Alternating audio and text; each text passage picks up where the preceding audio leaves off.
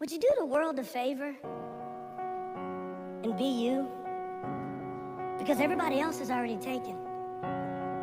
Do the world a favor and be you. The world needs you, or God wouldn't have made you. If God wanted me to be somebody else, I wouldn't be here. I would be them. Stop trying to be somebody else. Stop letting the culture define what's beautiful. God says you're beautiful.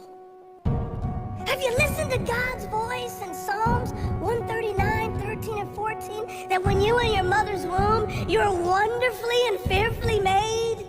Have you looked in a mirror and said, I'm wonderfully and fearfully made because God says? Or have you looked at TV images? Have you looked at magazine covers and said, oh, I'm ugly because I don't look like them? And God is going, precious child, you are beautiful to me. Too many people go around feeling wrong on the inside. They don't really like who they are. They focus on their faults, weaknesses. They're constantly critical toward themselves. That recording of everything they've done wrong is always playing in their mind. You're impatient.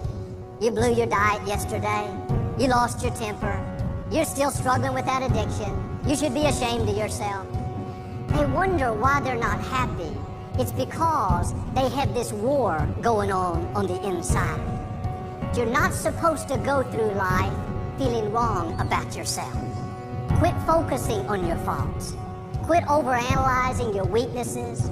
Quit beating yourself up because you're not where you thought you would be. Here's the key. You're not a finished product. God is still working on you. The scripture says God changes us from glory to glory. You have to learn to enjoy the glory that you're in right now. You may have some weaknesses. We all do. There may be some areas where you know you need to improve, but being down on yourself is not going to help you do better. Having that nagging feeling, telling you you don't measure up, God's not pleased with you, you'll never get it right, it's not going to help you move forward. You have to accept yourself right where you are, faults and all. God is the potter, we are the clay. He's the one making you and molding you. It may not be happening as fast as you would like, but you don't control the timetable. Will you trust Him in the process?